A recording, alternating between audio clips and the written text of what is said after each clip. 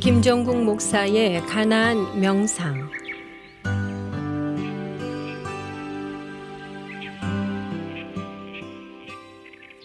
이따금 실제 그래요.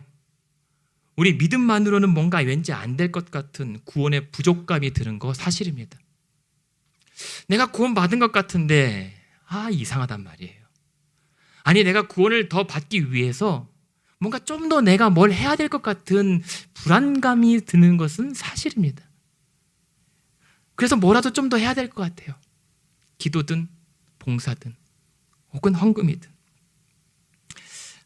하지만 그러한 불안감이 드는 것은 어쩔 수 없지만, 그러나 동시에 그런 불안감과 조바심이 드는 것은요, 달리 생각해 보면 어쩌면 우리가 그런 조건 없는 사랑, 아무 이유 없는 은혜를 한 번도 제대로 경험해 보지 못했기 때문에, 그 조건 없는 사랑을 받고도 보고도 믿기지 못한 그 어리둥절함에서 나오는 혼란과 의구심일 수가 있습니다. 세상은 항상 조건부였거든요. 내가 한 만큼 은혜를 요구할 수가 있었거든요. 내가 미워하는 자에게 사랑을 받아본 적이 없거든요. 뭐라도 해야 대가로 주어지는 게 사랑이고 은혜였던 거죠. 심지어 부부 사이에서도 내가 이걸 했으니 당신은 설거지라도 한 번 더 해야 되는 게 조건이거든요. 그래서 오늘 우리가 힘써야 될 것이 있다면 이러한 조건 없는 사랑을 경험해야 합니다. 이유 없이 베푸는 은혜를 사모해야 돼요. 그래서 우리 가정에서 이러한 조건 없는 사랑이 경험되어야 합니다. 우리 삶에서, 우리 교회에서 그러한 이유 없이 사랑하고 베푸고 주고받는 은혜가 경험되어야 그러한 사랑과 은혜가 가능하구나 라고 하는 것을 알 수가 있습니다. 동시에 그렇게 조건 없는 사랑을 경험할 때, 그렇게 몸부림칠 때에만이 예수 그리스도의 그 사랑이 얼마나 위대했던 것인지, 얼마나 사랑하는 것이 힘들었을지, 얼마나 사랑할 수 없는 자를 사랑하는 것이 얼마나 처절했던 것인지, 그 사랑을 위해서 얼마나 비참해져야 됐을 것인지를 우리는 알 수가 있어요. 그리고 그 사랑을 깨달을 때야 비로소 우리도 조건 없이 성도를 사랑하고 교회를 사랑하고 이웃을 사랑하고 하나님이 세상을 이처럼 사랑하신 것처럼 우리도 이 땅을 사랑할 수가 있습니다. 그리고 그러한 사랑이 그렇게 지켜내려고 했었던, 그래서 율법이라도 전통이라도 할례로라도 그 교회를 지키고자 했던 그 대신에 그 사랑이 성도 간의 질서와 조화와 균형을 이루어 나갑니다. 우리는 그 질서와 조화와 균형을 한마디로 아름다움이라고 얘기해요. 그것이 아름다운 성도와 교회입니다. 그리고 이제 이 교회와 성도들은 형식이 내용을 규정하는 것이 아니라 그 내용이 형식을 뛰어넘는 수준으로 신앙이 성장하게 되는 겁니다. 그것이 교회였습니다. 마침 누가복음 7장이 있었습니다. 거기에 어떤 내용이 있냐면, 한 바리새인이 예수님을 자기 집으로 초대해서 식사 대접을 해요. 분위기가 한창 좋아요. 근데 이 분위기를 깨는 일이 일어납니다. 그 동네에 유명한, 정말 이름만 대도 유명한, 다 알 법한 죄 지은 여자가 그 집에 들이닥쳐요. 초대받지 못했습니다. 그냥 그 여인만 들어선 것만 봐도 유명한 큰 죄 지은 여인이다 라고 할 법한 사람이 들이닥치더니 손에는 향유 옥합을 들고 와서 예수님 곁에 그냥 아무 말 못하고 서 있어요. 얼마나 자기 죄가 컸으면 그 죄가 너무 큰 것을 알기 때문에 차마 예수님한테 찾아왔지만 한마디도 못 붙이고 그 곁에 서서 펑펑 울어요. 펑펑 웁니다. 그러다가 하염없이 울다가 그러더니 결국 그 예수님 앞에 털썩 주저앉아요. 그 주저앉은 자리에서 그 여인이 할 수 있었던 것은 눈물로 주의 발을 씻는 겁니다. 아니, 얼마나 울었으면 눈물로 그 더러워진 발을 씻어요. 그러면서 그 눈물로 발을 씻고 자신의 머리털로 주의 발을 닦습니다. 그리고 그 발에 입을 맞춥니다. 한 번만 맞췄겠어요? 그냥 그 입을 떼지 못할 정도로 그 귀한 발에 입을 맞춥니다. 그러고 난 다음 향유를 그 주의 발에 붓습니다. 자기 죄가 얼마나 돌이킬 수 없을 정도로 괴로웠으면 이렇게 해서 주님, 나를 좀 새롭게 하여 주시옵소서. 내 죄를 좀 용서하여 주시옵소서. 할 수 있는 최선의 방법이었던 거예요. 그런데 이를 지켜보던 그 집주인 바리새인은 그 여인이 못마땅했으면 그 여인에게 집중해도 될 터인데 어떻게 속으로 생각하냐면 그 여인뿐만이 아니라 허허, 이 예수님, 나는 참 선지자인 줄 알았는데 참 선지자였으면 이 여인이 얼마나 큰 죄를 지은 여인인지를 알고 물리쳤을 텐데 알아보지 못하네. 한심한 분이네 라고 싸잡아서 참 선지자 아니라고 예수님까지 같이 한 묶음으로 봤어요. 근데 이때 우리 예수님은 말씀합니다. 그 속에 그 생각을 아시고, 이 양반아, 너는 내가 이 집에 초대받아서 왔을 때 당연히 귀한 손님으로 초대한 사람에게 대접해야 할 발 씻을 물도 안 갖다 주지 않았냐 너.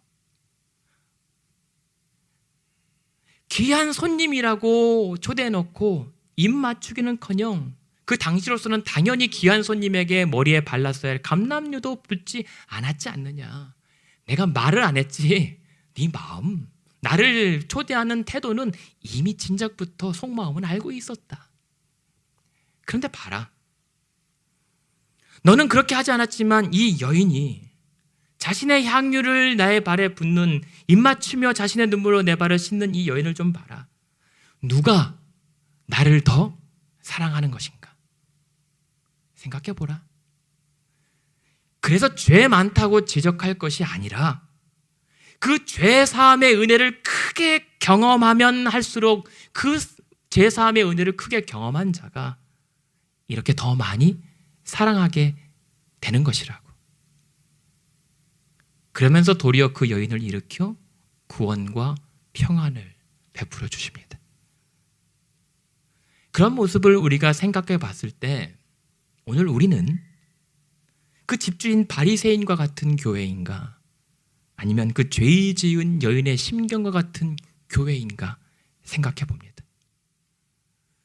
그 죄 지은 자가 우리 가운데 끼어들기를 꺼려하고 그 죄 지은 자와 예수를 제3자로 관망하고 관철하고 배척하고 있는 성도인가, 아니면 오늘도 나 같은 죄인을 살려주신 그 은혜 때문에 나도 그 여인 곁에 엎드려 펑펑 울며 그저 눈물과 감사로 주의 발을 씻기며 매만지며 입맞추며 그렇게 주 앞에 엎드리고 있는 우리의 모습인가 돌아보게 됩니다.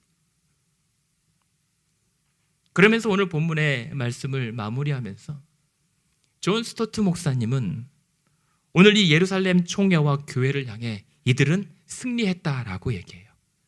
근데 승리했지만 그냥 승리가 아니라 이중적 승리를 거두었다라고 말합니다. 왜 이중적 승리인가 하면 그것은 진리에서도 승리했고 사랑에서도 승리했기 때문입니다. 그렇습니다. 교회는요, 진리만이 아니라 혹은 사랑만이 아니라 둘 모두에서 승리해야 합니다. 그것은 두 가지의 다른 승리가 아니라 하나의 같은 승리이기 때문입니다. 사랑 없는 진리 없습니다. 진리 없는 사랑도 없습니다. 그 때문에 성도와 교회는 오늘도 사랑 안에서 진리를 말할 수 있어야 합니다. 그것이 교회의 승리고 우리의 승리입니다. 우리 소망의 권사님들 다 아시겠지만 우리 권사님들 멀리서 차를 타고 교회 내리시면서 하시는 말씀이 단골 메뉴가 그거예요. 아유, 교회가 한번 제대로 세워지면 지금 하늘나라 가도 속 시원하겠다라고 그렇게 하셨던 우리 권사님, 그리고 우리 소망의 권사님들의 이 염원들. 근데 그런 말처럼 우리 모든 성도님들의 바람이 마찬가지로 죽기 전에 교회 한번 평안히 잘 세워져 가는 거 보면 좋겠다라고 하는 이 바람이 있는 줄로 저는 알고 있습니다. 대단하세요, 여러분들. 아니, 어떻게 개인의 문제와 안정보다 교회의 안정과 부흥을 내일처럼 생각하시는 여러분들이 있다는 사실로 벅찰 정도로 감사하고 저는 복받은 목사입니다. 그래서 저는 믿고 기대하고 있어요. 왜냐하면 하나님께서는요, 여러분의 그 기도와 소원을 잘 아시기 때문에 그렇게 일하고 계시고 하나님께서 이루실 것이기 때문입니다. 단, 그 하나님께서 이루실 일들 앞에 우리가 조금 거들 것이 있어요. 그것은 뭐냐면요, 그 차별 없는 구원의 은혜 앞에서 루터가 말했다는 우리는 믿음에 강하고 사랑에는 부드러워지는 겁니다. 혹은 존 뉴턴이 말했다고 하는 것처럼 비본질에 대해서는 갈대와 같고 본질에 대해서는 철기둥이 되는 것.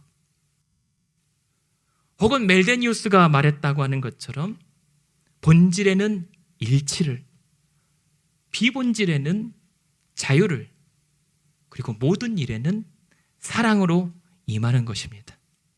그렇게 믿음을 세워가고 교회를 세워가는 것.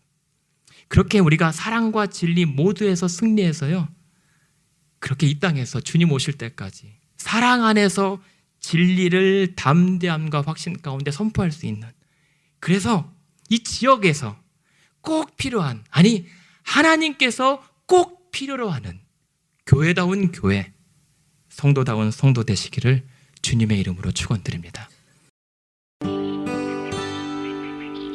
지금까지 가나안 교회를 섬기시는 김정국 목사의 가나안 명상이었습니다.